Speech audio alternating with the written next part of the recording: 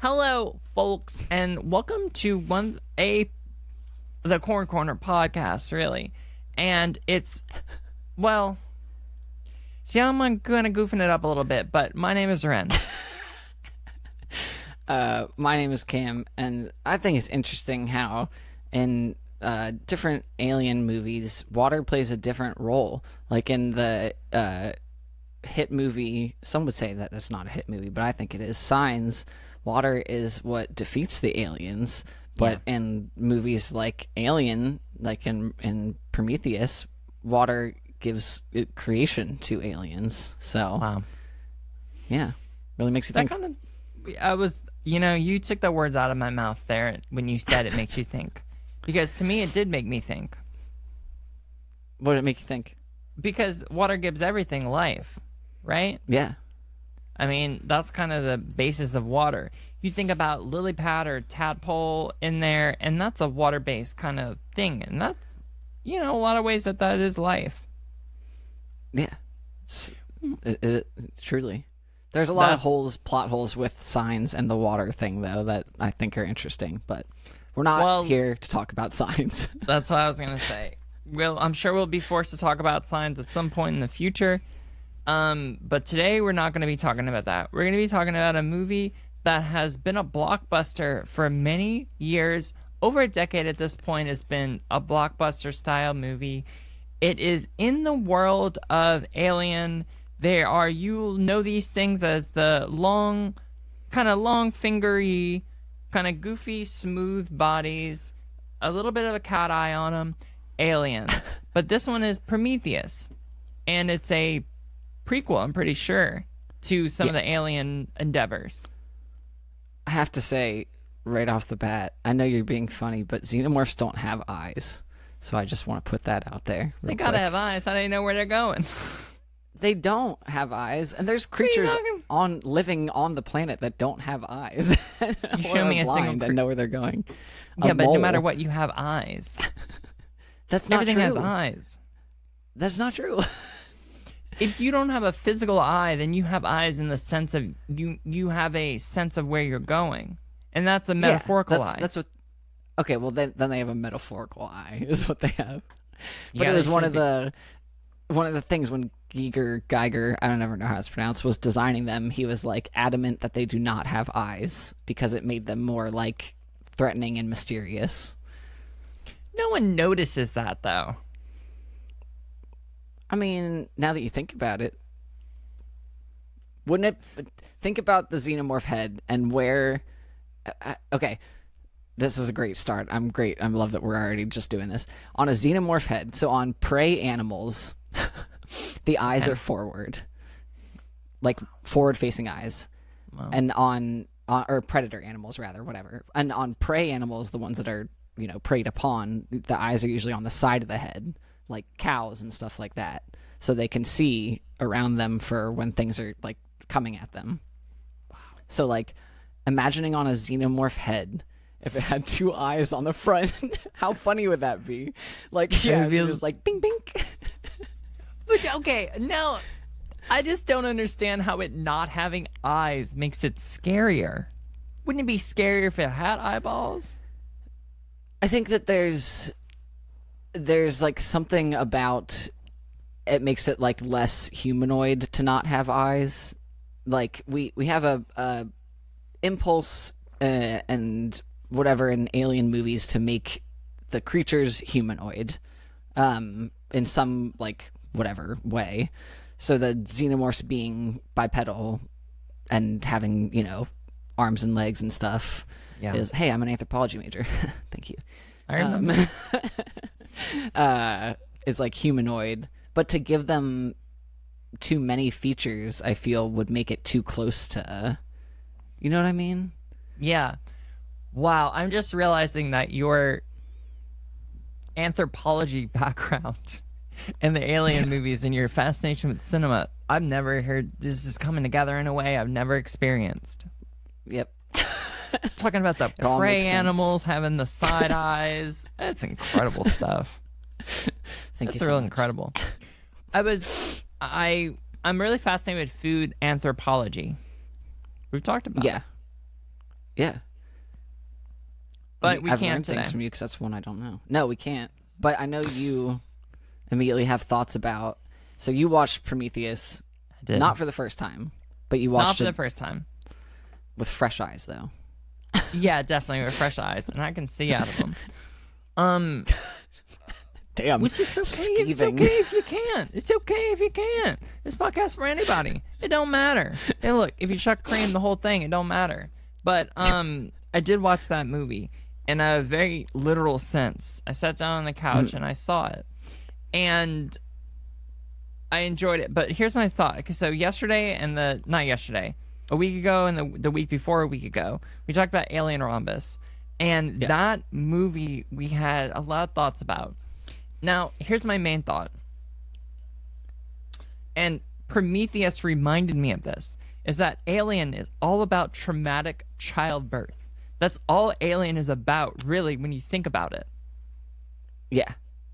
In every way. It's a matriarchal, that's the word? Yeah. Society. Matriarchal. Yeah. That's how it works.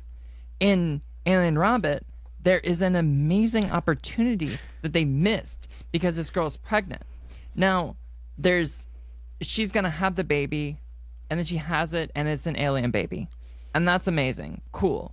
But she also has a dead end in her cold Earth planet or whatever, her little mine planet, because if she has that baby, she knows the baby's going to grow up in a bad environment. And then, which is kind of the same as the alien baby kind of situation.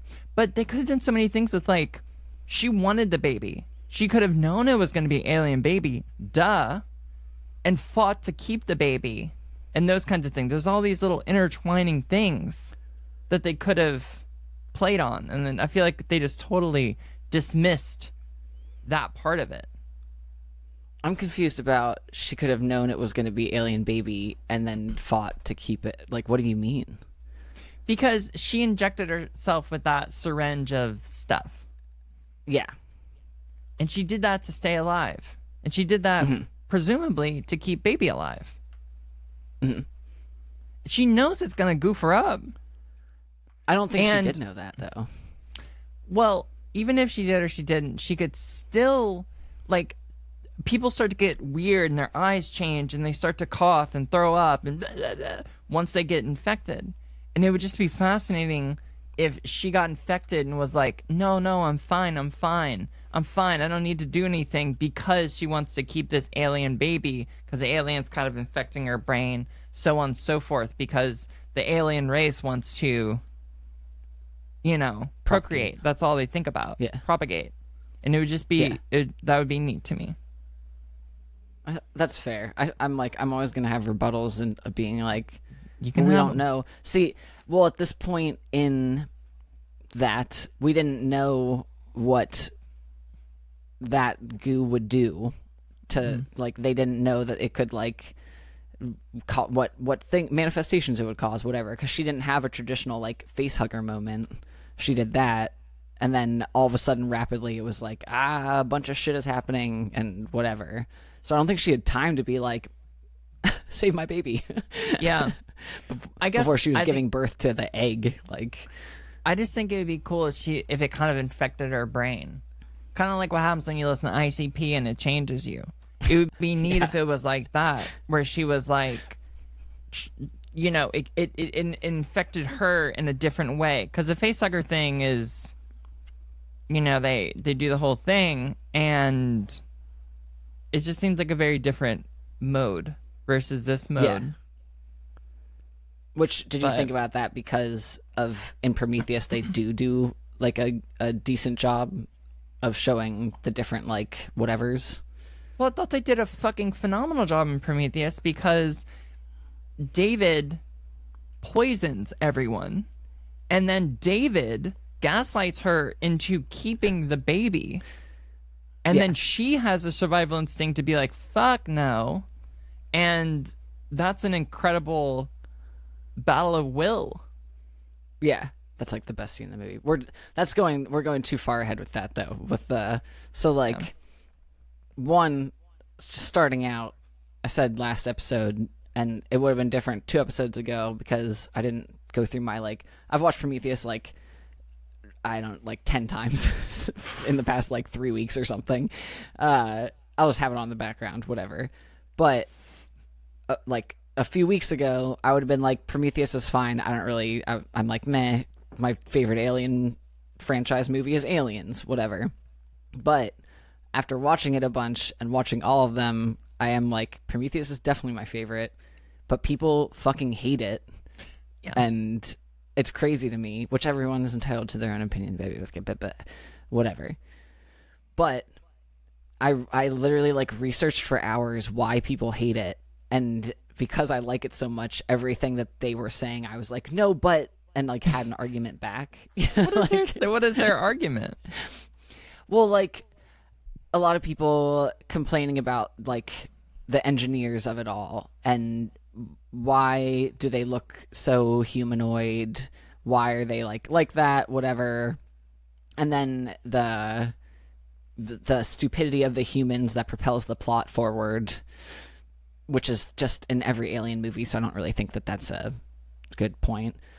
And why, like, what was David doing? Why was David doing all this stuff? It's like, because also in every Alien movie almost, androids are obsessed with xenomorphs as being like Ash in Alien 1 is like, it's the perfect specimen. Like, Yeah. all that, whatever. Anyway, all the plot, like, people trying to tear the plot abound online are wrong. I think, also, we talked about this in the last one, people being like, it's not, like, it's too far from the original, but that's, like, the point. Don't we like that? You know? Yeah. I don't, like, yeah. Every movie gets one stretch of the imagination, and Prometheus's is David poisoning that other guy. And why is that a stretch of the imagination, though? Well, because we can infer many different reasons why David would do it. Mm-hmm. But everything else that happens after that, it makes a lot of sense why it would happen. Yeah. Because it's like he's infected, he gets burned, and then she's pregnant, and then it's like it makes sense how the cascade of events would propel our story. But that moment, you're kind of like, why would David hurt humans? You know, does he have a second? Is he this, that, whatever? But it's just wild because we watch Alien Rambit, and then we see how garbage the characters are in that, and how piss poor the building of them and their plot lines are. And then we watch Prometheus and we're like, holy shit, these people have so much wealth of story behind each one of them, and they each have things that they want to do and don't want to do. It's so much better and believable. I was like, holy shit, Prometheus is awesome. It's just a great movie. It's just fun. Yeah. You know? It just looks awesome. It's fucking sick. Great. Also, with the I'm like jumping right into it with being like, why would David do these things and whatever. Yeah. I think it's like, I know a big complaint or like whatever argument point is that people have to do too much of the work themselves to fill in like understanding in these movies. But I don't know. I think it's established that David is one of like the earlier android things. I mean, he's literally like the first one, frankly. Although there's like a whole lore thing where Alien movies take place in the same universe as Blade Runner stuff, because Ridley Scott did both, and that like they're different like types of cyborgs, whatever. Anyway, so like that iteration of an android or whatever came without a lot of like safeguards. So he was like just a servant to the ship and to Peter Weyland himself, and just had like curiosity abound otherwise. And he knew his main objective was to go to this planet unknown to the crew and stuff, to find like the source of eternal life or whatever for Weyland. And he just was like, I'll do science to get there. So him infecting Holloway, I think is the guy's name, with the little black drop, which was a very obvious scene, by the way, when he's like, I have my finger fully in this cup. Yeah. And he's like, cheers, but whatever. Him infecting him was just being like, let's see what happens. Maybe, is this the key? Like, yeah. They made a phenomenal job of making David curious. So to me, that was not believable. And I think it's cool that we can talk about this point as like a hinge point of why he did it, his motivations and stuff. Because we're not confused about all the other bullshit in the movie. Everything else like kind of makes a lot of sense. Yeah. But you like that point we can kind of like talk about, which is like really neat. It just shows how good the structure is in the rest of the movie. Did you think when I like initially rewatched it, I thought Charlize Theron was like synthetic as well? Yeah, I did too. I thought, but then I don't think that she is because she had too much preservation. Yeah. So what I've talked about this with Brian a little bit, and this is an us theory, not like, I mean, I'm sure other people have the same theory. Yeah. But I feel like she is one from the Blade Runner universe. So the Tyrell Corporation made, you know, replicants, which are way more human and like, you know, have sexual impulses and like have a lot more like human-like impulses and stuff.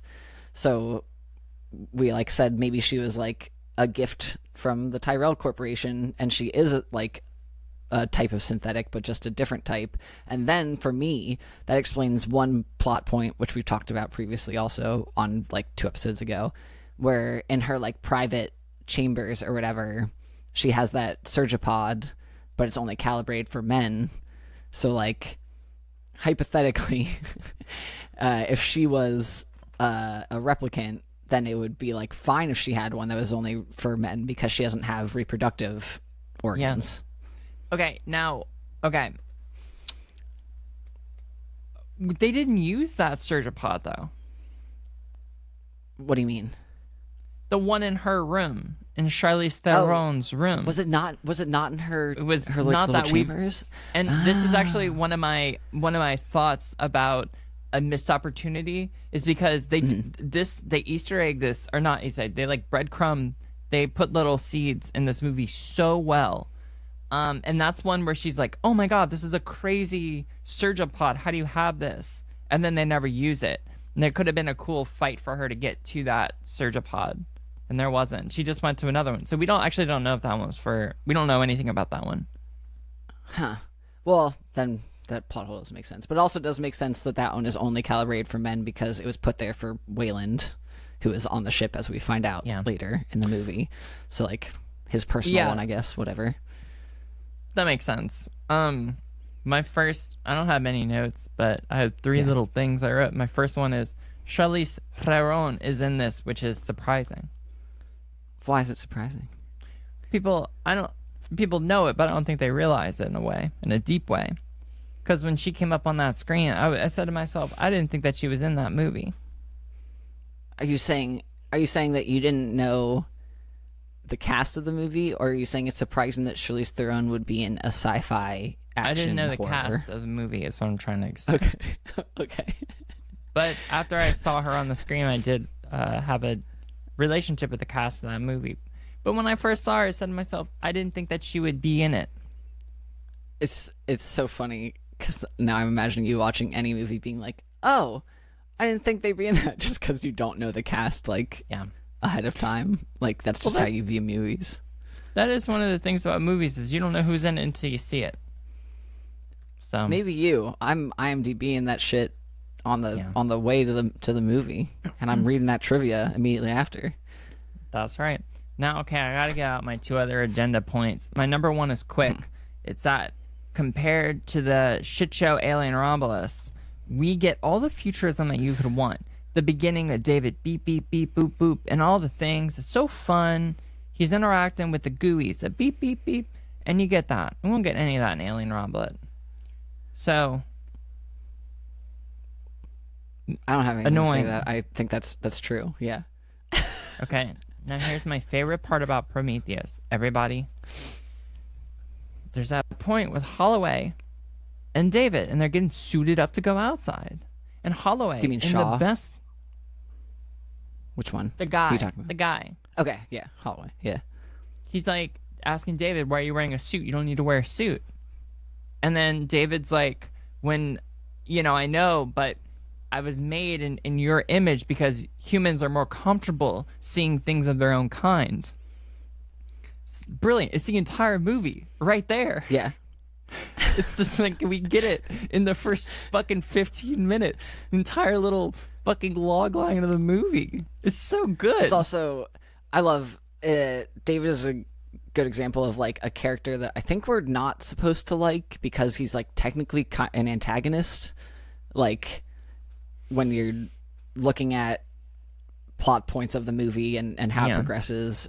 And once we get into Covenant, when he's like definitely a fucking antagonist, which is the next one after this. But he's like so, because of his nature of not being human and just being curious and experimenting, I'm like, it's not his fault. I love him. Like, You mean Holloway? no, David, Or David. the android. Gotcha. Yeah. Yeah. David has this cool thing where you can kind of get away with stuff. And you're okay with it. Yeah. You He's know, like a even kid. at the end. Yeah, even at the end, he like killed her, partner, and she helped him. I mean, granted, it was a mutual benefit, but Yeah. the way he asked was just this really like sweet way. I thought that was just so good. I posted about this on Twitter, but I think it's so funny that he bleaches his hair, like, Yeah. because the intro to us seeing him, or one of the early scenes, is him like watching old movies that he emulates and like bleaching his hair with like a little towel on his shoulders and his roots being touched up. And it's just so funny to think of like that he didn't just get made with blonde hair, but he was like, I want to like look this way, and like does it. It does introduce us to David, unlike other androids I think we're used to, wants a choice, Yeah.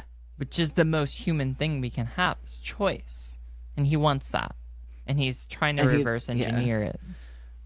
And he's shown like doing that, and also it sets up the consistent like people being mean to androids that get it like first, because like Holloway's like a dick to him a bunch of times, even like if it's like consistently. yeah, and it's just like you're just being a fucking asshole, so like yeah, he's gonna lash out in some way at you or whatever. I feel like that's not surprising. Yeah. Well, I think I was a little desensitized to it because the other Alien movie that I just watched called Romulus that guy was an absolute asshole. And, it was just like a caricature of a high school bully, asshole piece of shit that we all hated, had no redeeming qualities. So seeing Holloway be kind of just like pokey, where he's like, what do you care? You can't feel happiness. It's like just kind of poking the plot a little bit. I thought that it was so benign compared to the piece of garbage in the most recent installment in the Alien franchise. It's true. I do agree. So I feel like when people go over movies on podcasts, they like start at the beginning, and we absolutely do not do that. But like I'm thinking of all the complaints people had, and one of them was that the beginning, it didn't set up things clearly enough to understand, like people being like, what happened at the beginning? But I feel like it couldn't be more clear. Fuck you mean it couldn't be any more clear? Yeah.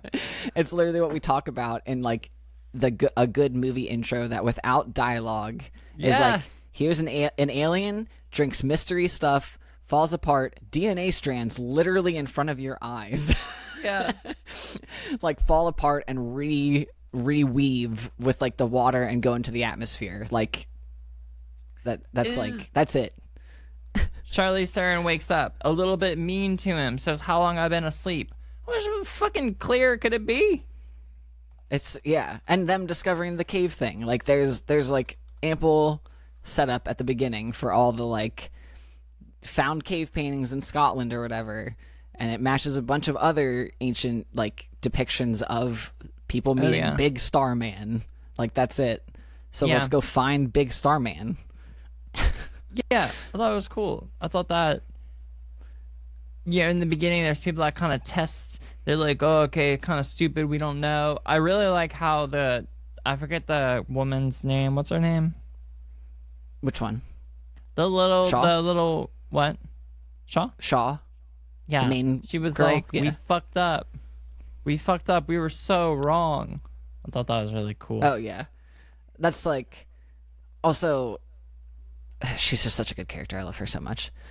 I need to watch the girl with the dragon tattoo that she's in.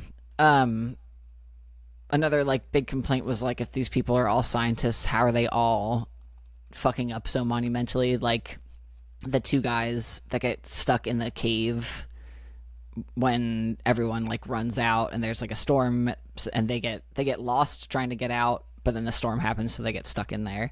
And one of the guys was literally like mapping the cave system, so people are like, how did he get lost?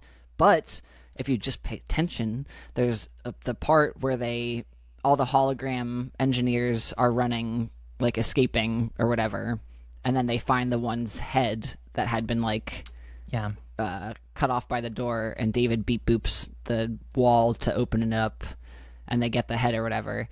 But Shaw literally says when they open up that one door that the cave walls are changing, and they must have like altered the atmosphere, which is causing the like things to shift on the cave walls. So like one could surmise that maybe entire structures are shifting in the thing once y'all start fucking with stuff, and that's how those guys got lost. Hello. Yeah. I also think that there's a really cool idea of genuine curiosity from people that propels them into bad situations. Because like any horror movie we watch and we're like, don't go through that door, but you gotta go through the door. So I think that this is like curiosity getting you through the door is the best, because everyone's genuinely just wants to know who these engineers are. It's very believable in Shaw even. I love how they made the other two guys, they made people balk at it and be like, no, I want safety, and they made other people be like, no, I want. Whereas again, comparing this to the other shit alien movie, none of them wanted safety. They all just wanted whatever. I don't even know what they wanted, because they were weak fucking bullshit characters. They just, they wanted to get out of the planet, but they want to know who fucking made them. Yeah.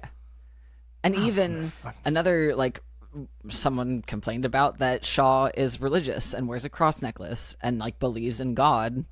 So they have a whole point, like, people complaining, being like, that doesn't make any sense. Why would this character want to do all this if she believes in God?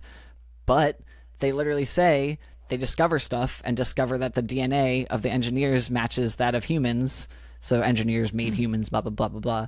And Holloway is like, are you going to take your necklace off? And she's like, what? Why? Yeah. And so, like, they explain it. I know. Anything can be God. The Corn Corner podcast can be your God. You know what I mean? Anything. That'd be weird, but, It ain't that weird.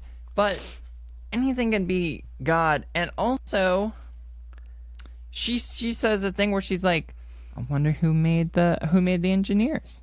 Yeah. Just curiosity. And it's neat. Yeah. And it could that's God for her, who made the engineers. I don't know. And also, what? Yes, you go. I'm just pointing out things that people are saying online that are wrong, and I'm like, you're wrong for thinking that. How do you feel about people hated the way that the engineers looked? I have such a hard time, like we talked about with the last one. Yeah, I don't, because you know what? I'm not making movies and having to come up with unique alien creature things. Like, I think that Ridley Scott wanted to use as little CGI and, like, whatever non-practical effects as possible, and making, like, whatever, he said they were like dark angels, but whatever humanoid alien-ish thing in some way. Like, I couldn't do that without. I can't do it with effects or drawing or like imagination because I don't fucking know. Like, I don't think they need to be so buff. That's weird. But also, we are shown that maybe it's in Covenant, so we're not shown in this movie. But we're shown that there are different physical, like, versions of them. They're not all like buff, handsome Squidwards. That one just happened to be that we saw. Yeah. Also, I like any movie that has the creature be an actual guy in a suit and have it be convincing. Like, it was like Uncanny Valley-ish. I didn't think that was just a dude in a suit. And then you see all the BTS stuff and you're like, holy shit, that guy's just walking around the set. That's him. Like, yeah. I think it's cool. I like him. I like the handsome Squidwards and their deep, dark eyes. Yeah, they do have those deep, dark eyes. I just have no investment in it because I don't really give a shit about the whole franchise and this and the that and the Merc and the whatever. It's just I just saw it as a movie because I've seen fucking Alien in forever. Yeah. So, but I think that's so good. Agreed. Thought it was great. I like the spacesuits a lot. They were fun. Oh yeah, they were cool. There's like a big complaint and why this all got derailed because it was supposed to be a prequel trilogy, but Ridley Scott was like, I don't want it to be just about Xenomorph shit because that's like been done. Like it's over. It would be cool to see what like happened before, and then people were annoying, and then he had to totally change his plans, and they made Alien Covenant, and it did bad. God. So, here's another question about Alien Romulus. Is that what was Remus? Is the other ship in that movie? Why would they even mention Remus? It's just totally irrelevant. It didn't fucking matter. Isn't it like two halves of the same ship? But who gives a shit? Who cares? It didn't play into anything. Why the fucking call it? Why? What? Why even say there's a second ship? I thought it was one massive ship and there were two halves of the ship, Romulus and Remus. Yeah, but why not just call the whole thing Romulus? Because there were two distinct halves and it's a fun mythology thing, like the brothers Romulus and Remus. Because ships are named after all ships in Alien franchise are named after some mythological thing that hints at like the demise of whatever. So good. Why not make Remus the ship that is like functional, and they'll make the whole plot having to get to that ship and then leave in it? Because it's all one ship. It's two halves of one big ship.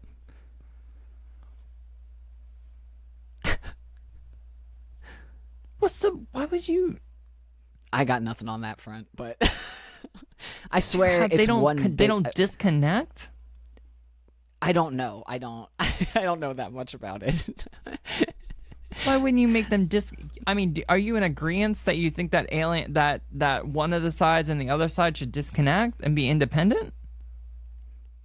I think it's weird to have them have like two names maybe if they didn't work independently from each other, but I also really like the name Romulus and Remus. Like, I like Castor and Pollux as like whatever, like I like it, but hey, that movie's kind of silly. That movie's nothing but missed opportunities. Prometheus, on the other hand, ship name hit the nail on the head. You know?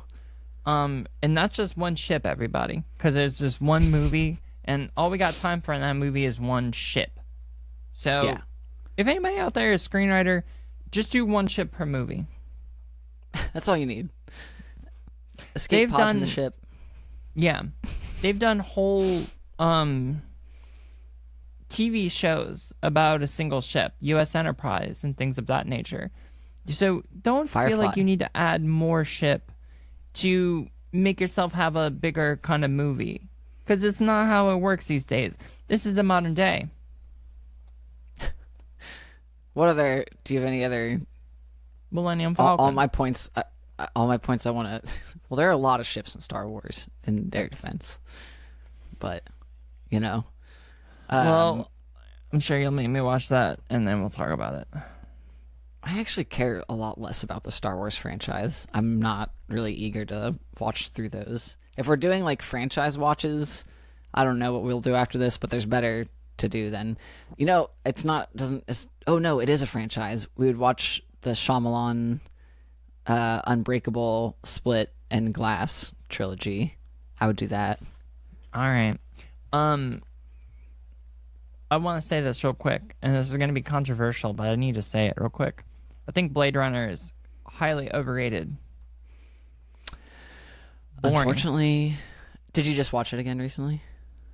I've tried to watch it on multiple occasions because it's just such a cool atmosphere and movie, but it's just a plot so fucking bad.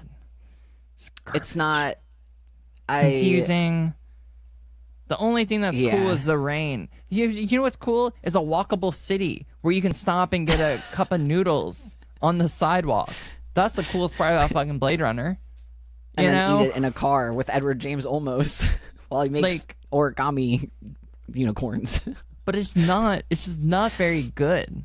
Now, I understand I broke my own rule of saying, I don't like it. I don't have any real concrete evidence, but I'm sure we'll watch it and then I'll get angry about it. I rewatched it recently also because I still haven't seen Blade Runner 2049, and it's by one of my favorite directors, Denis Villeneuve. But I want to watch the first Blade Runner, the director's cut, whatever, to Ryan Gosling prepare. Well, that's the next, whatever. But it's not that I think that Blade Runner is a bad movie. It's just not my type of movie. I don't like a noir. I don't like when something is happening and there's a saxophone being like, murr, murr. Like, I'm not into that shit. So in a Ridley Scott Alien versus Ridley Scott Blade Runner, Alien's gonna win every time because it just is more my vibe. Yeah, I'm a lot more forgiving when the movie is my vibe. A Paris, Texas, I think I'll watch a lot. I'm sure that there are a lot of stupid fucking things in that movie. But I don't care because I just like the world so much. Mm-hmm. That's how I feel like about noirs. Alien stuff. I don't know if I haven't seen that many noir things. I couldn't even compare. Drive and fucking I guess night Place Beyond the Pines is kind of. That's definitely Nightcrawler's not a noir. It's got noir vibes to it. I don't know. I guess I think of it in that way that a guy's gonna walk in and be like, she had legs up to here. No, I guess from neo noirs. Yes, obviously, yeah. I'd have to look up because I suppose I do like some neo noirs, but Blade Runner just doesn't hit for me. Although it was effective in the way that at the end I was the question you're supposed to ask of, is Harrison Ford a replicant or not, is what you're supposed to end the movie with. And I was well, which I'm sure is answered in 2049. But anyway, back to Prometheus and how much we love it. I think all the humans wouldn't do this. Reaction to this gripes are silly. One person being the little snake one that comes out of the goo creek. Mm-hmm. I forget what it's called, but people are why would the guy just reach out to it and try to pet it and whatever. And it's because he's I don't remember his exact job title, but he's a biologist seeing a new species. So yeah. I feel that makes sense for someone to be oh, wow. Yeah. I mean, it is stupid, but I think that curiosity is a through line in Prometheus specifically. Everyone is so curious. Everyone's so on, or people are on edge until their little thing gets pricked, and they're excited. Yeah. And I didn't doubt that moment because he was so excited. You're right. He saw a new creature. Also, I again another where Romulus failed in us not giving a shit about people dying. I feel like Prometheus did really good because, well, not everyone. I was like, oh no, whatever. Like I was bummed when Holloway did, and then like various other like Idris Elba's character doesn't really do a whole shit ton, but I still was like, I don't want him to die, or like Wong or the other guy in the cockpit.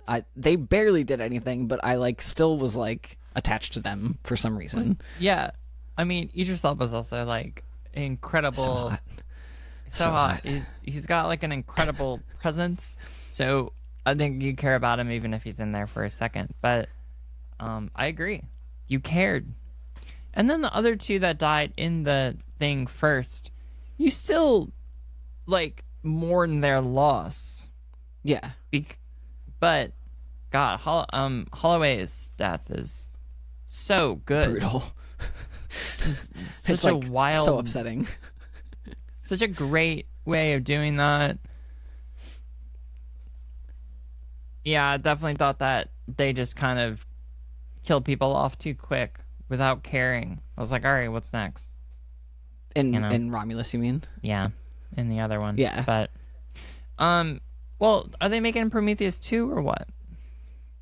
Well, no, that's the whole. Also, we have to like talk through the thing. I know we talked about the one scene, but like, what scene? The whole movie is about. I feel like it's about Shaw, for one thing, and like her trying to like be an intrepid explorer, and then realizing that it's all fucked, and then her trying to like save herself and becoming the like hero.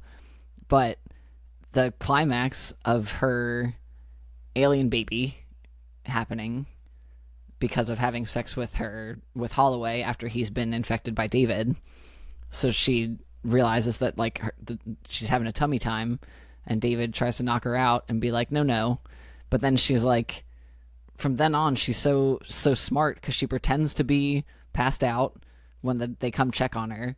There's like assholes also who I guess are just like whatever David says, and then she surprises them and makes her way to the surge thing to get the baby cesareaned out. That whole thing is so like, God, she's such a good actress. It's so good, and I don't care. The movie's not boring up to that point. For one thing, I don't think this movie is ever boring. There's like watching Romulus, it does take a second to get going, and then once the action starts, you're like, okay, like good, we're here. But Prometheus, I feel like, is just like, there's shit. There's always shit. It's good. Yeah, engaging. It engages you the whole time. Yeah, and then when she does the Surge thing, you're like, holy shit! Like this is like intense, all of it. Yep. And it also doesn't cheat anything. Like it takes you through every step of that. Yep. In like real time, which I feel like is important. What a great observation! It doesn't cheat you of any of it. Yeah. Great observation. Thank you so much. Because you're right, and there are some things that we can, get going quick. What an editing masterpiece, really, that movie. I haven't thought about that, but it's edited so well. That's the pacing is so good. You don't think about that stuff till you think about it. I feel like the pacing is like, yeah, I'm trying to think of like moments where you're like low or something, but everything, it's like a thing that you've said before, that like everything has a purpose. Like, there's no scenes that are like, well, I mean, kind of whatever on that. Everything is like a good setup or a good character development moment, or is needed to set up something down the line, whatever. Yeah, I can't really think about anything where I'm like, kind of boring. But yeah, I mean, I can see how people would not like this movie if they were like alien fanatics or something. But the thing that those people got to realize, and I'm sure we got 95% of them in the audience, is that, y'all, we already had the first Alien. It already happened. You can't go back. Just well, go we can watch go them. back, and we did that with Prometheus. Or with Romulus. Sorry, with. Wait, I thought that Prometheus was before Romulus. Oh yeah, I'm confused with what you were trying to say. Prometheus is like the first total one. Yeah. You're lucky you even got a xenomorph in Prometheus. You know? And I would have been fine without it, because like, I think that is like probably my least favorite part of the whole thing. It is the like, they call that one like Deacon, or like the Deacon xenomorph is like that one, but I'm still not totally mad at it because it was done with like a puppet and stuff instead of being a bunch of CGI, which I think is like super fun. Even the big troglodyte, the giant face hugger that they have attacking the engineer at the end, was like done a lot of practical stuff that they added CGI to. Which one? So after Prometheus, what comes after it? The next one is Covenant. And they're just xenomorphs in that. No engineer.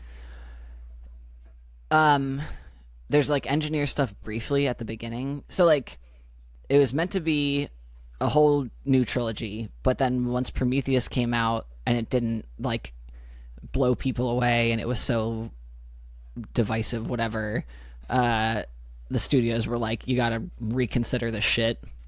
So he like reworked whatever Covenant was supposed to be more xenomorphy focused, I guess. And then there's supposed to be a third one, but it never came to fruition because Covenant did poorly. So like, who knows? But there's different versions, like the xenomorph in Covenant, or xenomorphs that we see in Covenant, are not the same as what the you know, Alien and Onward movies. And I think that we're going to learn about that when we get to Covenant or something, because I'm going to tell you what, that's a real bomb that's being dropped. Yeah. I'm excited for you to watch that one because it has the funniest intro to a movie ever involving James Franco. Oh my God. Okay, so what is the most recent Alien in the franchise canonically? Like, chronologically? in terms of the timeline, it's just Alien Resurrection, I suppose. Which is 4. Alien 4. The goofy part here for me is that they never really learn that these things are bad. Well, they do, but it's just a comment on capitalism and government and the, you know, military industrial complex of, we know this thing's bad and how can we harness it as a weapon to our benefit. I think that if I was maybe the art director in Alien, I would want to put more pieces of the Weyland Corporation everywhere. What do you Because mean? I feel like I forget that it's really a company movie. So the company's best interest, etc., kind of is a through point. And I wish that they were Do you feel like like more... that for Prometheus or just the Alien movies later? All of them. Because, you know, thinking back to Alien Romulus, when you think about that, that was kind of the only thing that we could pick out of the trash to like about that movie. And I wish that they would have had a little pager beeper or something. It would have said Weyland Corp, you know, to kind of remind us. Because it's... or something. I will that they're fighting against the Corp. In Prometheus, there is there's a puppy here biting my hand who actually Brad and I compare to the little xenomorphs in Covenant. Anyway, in Prometheus, there's Weyland Corp insignia on like everything, and I don't think I would have noticed that without watching the almost 4-hour long bonus featurette thing, which is free on YouTube if anyone wants to watch it. It's called like The Furious Gods or something, Making of Prometheus. But it's super worth watching, in my opinion. But they have like their uniforms have a Weyland thing on them. Their boots have it on them. The helmet has it on them. There's like a Weyland logo on like fucking everything in Prometheus, which I wish was like more of a thing in other ones, but that's cool. That is cool. Also, the behind the scenes thing explained reasoning for like a lot of things I did have complaints about. So like you shouldn't have to watch a behind the scenes featurette to, you know, feel comforted about things that you're like whatever. But you could if you wanted to. You mean for Prometheus? Yes. So because okay. like go on. Yeah. I was gonna say there was when the one guy gets infected and shows up at the ship and starts like fucking a bunch of people up before they like take him down and like run him over with a car and then like flamethrower him. He looks like all zombified kind of or whatever. But there was an alternate creature appearance of him where he looked like kind of semi-xenomorphy, like his head had started to elongate or whatever. And they like didn't go with that and went with the zombie thing. And initially seeing that design, I was like, why didn't they go with that Xenomorph design? Because it's cool, and it also makes you think more about how the black goo stuff creates Xenomorph things from whatever DNA is present. But then watching the behind the scenes thing, I realized that they made him that so they could make it practical, because the Xenomorphy one was CGI a bunch. And with the zombie-ish one, the actor got to do a bunch of stuff and have it be like gooey, like real practical effects and stuff. So like that makes sense. It's good. But it does make sense that the Xenomorph thing would have been a cool little nugget. And if they would just pay people that do motion graphics proper money, then it would be fine. But for some reason we don't do that. Also, I don't know how many, I assume a lot of people listening to this are the same nerds that go look up trivia on movies immediately after watching them. Yeah, but, they're a bunch of fucking nerds. Yeah, the behind the scenes thing. Yeah. And not in a bad way. We're, you know. Sometimes. Yeah, not all the time. It's super worth watching just for like all those tidbit things. Like another favorite one, and it makes you want to go back and watch it again, is that the composer guy had the music played in reverse. Like they performed it in reverse and then played it like that in reverse, so it was playing the correct quote unquote way, so it would be more uncomfortable sounding. That's brilliant. That's really cool. Yeah. It's like so smart. I think that is actually kind of a testament that the movie is good, because I don't care about I care about the BTS a little bit, but not really. You care about it from like a fandom perspective, like this is a really big part of your life, whereas I care about it more of like, oh, that's cool, that's how the magic trick was made. Yeah. And for me to still like the movie but not have any of the extra little pieces, like I would have never questioned him looking like a zombie. Yeah. But for you, it makes sense because this is kind of a lot of what you got. And a lot of the joy that you get out of life is from this. So it makes sense that you question that kind of thing. Mine's also the like how the magic trick is done, how the sauce is made. But like, just because I like movies so much, so that's where we differ. Yeah. Like I just am obsessed with movies and like knowing the different ways that people do stuff. So like, You really are. Also, for in the behind the scenes thing, to have like a full half hour or more of the movie's editor talking about his editing process, I was like, So cool. holy shit, this is the best. Like I wish more cool. things did that. Also, I'm sorry, I was so excited about that and I texted you as I was watching it. But it was so cool to watch that guy have like the dailies and go over, or like the footage from the day, and go over them and be in a room with Ridley Scott sitting on a couch. Like, what a cool director, which I don't think is the common thing for the editor and the director to necessarily sit there consistently with each other, like looking at stuff. Maybe it is, but I don't feel like it is. But like the editor guy talking and Ridley Scott being like, yeah, you're right. It highlighted the importance of the editor to me. Sounds like he's a good leader, Ridley Scott. I don't mean that as a joke. I mean, no, it's cool that he enfranchises people to be themselves and bring their full self to the table, to the workplace. Pretty cool. Well, look, do you have any other thoughts about this movie? We all know it. We all love it. Prometheus was a blockbuster, still is a blockbuster in a lot of cultures. Do you have any other thoughts about this kind of thing?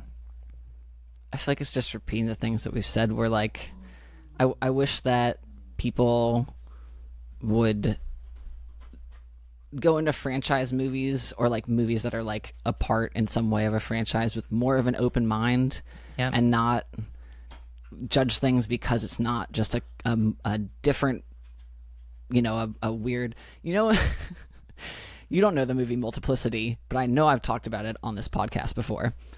Multiplicity is a Michael Keaton movie. Michael Keaton, Andy McDowell, where he's like a dad that's overworked in life and is like, if I only had a clone of myself. God. And there's the whole plot. So he makes a clone so he can do more things as like a dad and a contractor, I think he is. But then the clones start making clones because they also can't handle all their life. And every time a new clone is made, it gets like a little less like it gets more suited to only a specific job until there's one that is just like has the mental capacity of a toddler, and I don't know how else to word that. But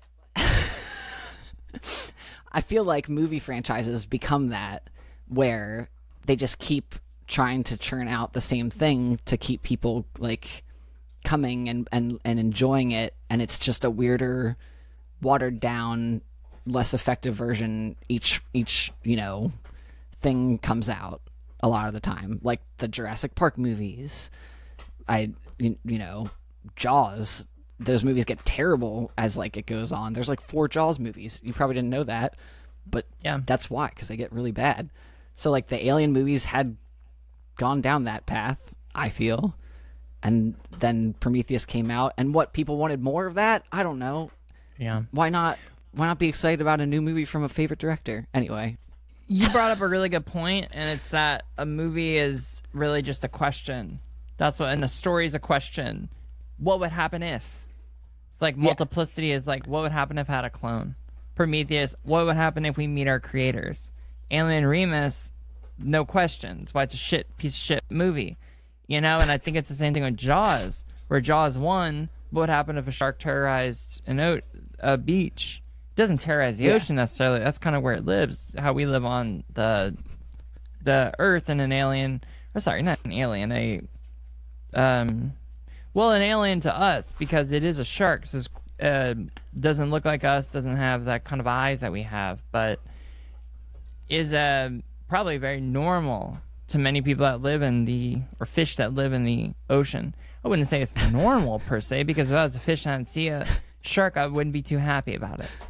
But boy, let me tell you, if I was a fish, I'd run away if I saw that big shark. But regardless, that question is being asked, and you just can't ask that question on Jaws 4 because we already know the answer. Yeah. And as much as, I mean, like, Alien 1 and 2, both good movies. I know a lot of people love 3 and 4. I think 3 is just not a good movie, and that 4 is weird as shit, and that's what makes it watchable. But it's the same, no matter what other, like, thing you dress it up with, at the end of the day, it's the same, what would happen if Xenomorph XYZ. Like, but then Prometheus came in with a totally new thing. It's great. And it's awesome. And then people were like, but the Xenomorph is stupid. Not to quote you from the last episode, but it's stupid. It's stupid. Hey, look, if you don't like Prometheus, you need to reevaluate a couple things in your life. And if you don't like Prometheus, let us know in the comments. I don't care, I'll be honest with you, but let us know in the comments. Yeah. I have nothing we don't have any Brad ragging on to do because I didn't get Brad's comments on Prometheus before we recorded this. So Brad represents the median of American movie watchers. We're gonna do a projected Brad review. It's gonna be, I thought it was fun. I thought it was cool. It was really cool, bro. I thought it was a neat one. It was cool. he probably thinks that the handsome Squidwards are stupid.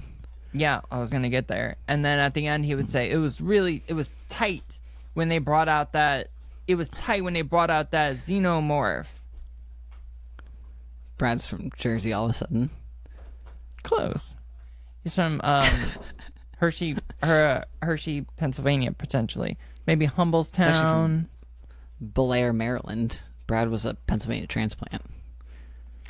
Yeah. Well, that whole world up there is really kind of the same thing. Homogeneous is what a lot of people call it. That is usually used for milk, but right now I'm using it for Pennsylvania and Maryland. I will say my only gripe really about Prometheus before we sign off here is that I hate old age makeup in movies for the most part. And I would always rather... I know they did it for a reason because there was supposed to be more young Peter Weyland in that movie, and he is young in Covenant, but why not just hire an old person that looks kind of like him, you know? It felt like a 17-year-old dressed up like an old man for Halloween. And I forgot about for that. Like musical theater at high school, and being like, well, thank you, children, and you're like, Jesus fucking Christ, like. Oh, that was so funny. Well, yeah, it did feel like that, but I forgot about it because I like the movie so much. Which is it's good. Yeah, it's good that you can. There's just never. I can't think of a scenario where that has been like the right move in doing old age makeup, and because you can't fake an old voice, like it's not. Yeah. I don't know. Well, I feel like it's he didn't have the mannerisms and the inflections that an old person has. It's like the same thing with being like acting like a drunk person. Yeah. It's like you miss the trying so hard to get the words out. Like you can like slowly speak and act like you're drunk, but that's not drunk. You know, it's the inflections. It's trying to pick something up and dropping it. It's like the stuff around it. Like, can you imagine if The Notebook, they just put Ryan Gosling and Rachel McAdams in old people makeup and had them doing the whole... Because there's two complete other actors being the old versions of them because no fucking shit. And they don't look like... I forget the fucking... I think it's Garner, something. James Garner, maybe, is the guy who plays Ryan Gosling old. He doesn't look like Ryan Gosling, but they tell us that that's Noah when he's fucking 70 years old, so I believe it. I don't care. Yeah. Doesn't matter. It's like, we're not Benjamin Button, you know? Yeah. Good God. That was a bad movie. Anyway. Well, what's the movie I gotta watch for next week? Covenant is the next one in the Alien Universe chronology. All right. Alien Covenant. What's it on? One of the stupid Groomby or something? Combi? It's on Disney Plus. All right. Well, that dog seems to be ready for us to be done. So we will go ahead and be done. Yep. I think I've already asked if you have any last words. I don't. I think I just went on a tangent for 15 minutes with my last words. Nice. Well, you'll be going down with the ship. You see what I did there? Sure. Last words and down with the ship. Yeah. This dog's getting attacked by my cat back here now, so. You got a cat that is quite aggressive. Assertive. This is her house, so I respect it. If one of your animals would poison you and Brad, which one would it be? Because I already know the answer. It's OSHA. Yeah, we all know, 110%. OSHA would. David. Yeah, OSHA is David. OSHA would 100% poison both of you. Yep. Surprised she hasn't tried. I like that cat, and I'll tell you what, I don't really like cats. Yeah, she's the best. She's like the most stereotypical yet non-stereotypical cat ever. So okay, everybody, their episode's over. This is the point where we just talk about the stuff that we've wanted to talk about for a bit. So everybody, Chuck Cream, whatever. See you later. But so I've been doing horseback riding, and my friend Devin, and there is a dog that. I'm sorry. Before you get into that, Brad made a comment about that being like, I'm sorry that he's barking. Whatever. Kansas, that's the horse's name, right? Yeah. Yes. And so I was like, yeah, with like Kansas because, her friend has a horse, whatever. And he was like, took a second, and was like, the friend's name is Kansas? And I was like, no. And he was like, well, you never know. It could be a they, them, Kansas. And I was like, that's so fucking funny and also fair. God, Brad is so fucking funny. So when we go, there's this dog that looks just like Neptune and New Dog. What are they called? Yeah. What are they called? Is it a blue healer or a red healer? I think it's a blue healer. It looks a little more blue than red. Yeah. But his name's Rocco. Why do you think his name's Rocco? From Rocco's Modern Life? No. It's very common. It's very common. It's gonna make total sense. Well, what? It's because he likes to play with rocks. That's so funny. And he'll pick up rocks and then bring them to you and stuff. He tries to eat rocks. Maybe they're brothers, cousins. The little one here. Also, no, Rocco's a wallaby. Never mind. I was gonna say it makes sense because cattle dogs, like blue healers, are a dingo mix, like a breeding a dingo with a dog to be herding dogs. But Rocco's a wallaby, so never mind. From Rocco's Modern Life. Well, I do love the dog, and I give it a pet, and I think about your dogs, so. Well, you gotta come meet this one. I'm gonna do it. Hey.